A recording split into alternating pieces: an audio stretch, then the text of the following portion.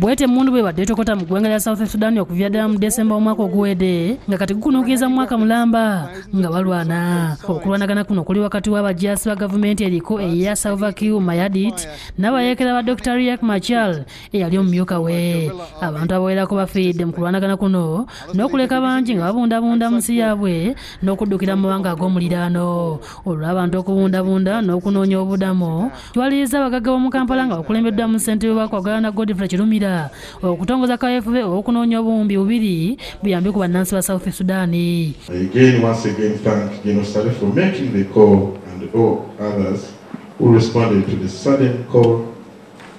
Say God bless you all.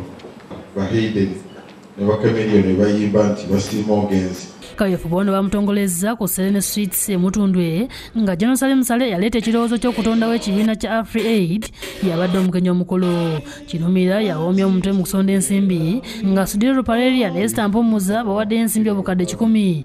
Genosale Musale n'awaayo obukadde 20. Ham Kiggundu n'awaayo obukadde 15. John Sebalamu obukadde 10. John Bosco Muwongo obukadde 10. Jepemba obukadde 5. Olwo omumyuka w'omuduumizi w'eggye lya UPDF Lieutenant General Charles Angina n'awaayo obukadde 2 n'abalala.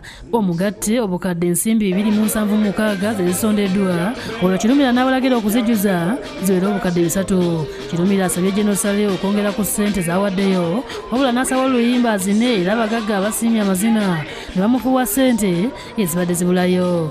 Jepemba azinaazina nga bakasukira Sale ssente nga bannayegeriya batera okukola era bagenza okugattagatta nga ziweddeyo. Genosale asabye abagagga okugenda mu kyalo basobole okukulaakulanya ebitundu byabwe.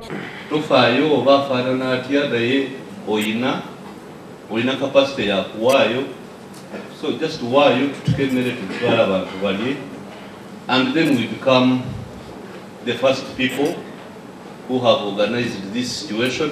Agamba nti ebbanga lyamaze mu kyalo alimye kasooli yiika nga 200 nga basale n'okumunoonyezaako kasooli, obuwunga n'akatale.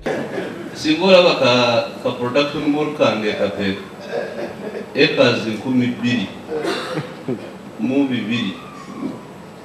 Every inch of that land is under production. Sente zino zigenda kugula emmere endala ssaako n'engoye okuyamba abantu b'e Sudaani era nga bagenda kutandika okutwala ebintu bino ng'ennaku z'omwezi 2 omwezi guno. Sulaiman Mutebi yakusakidde eggulire lino ku Lwabukedde TV1.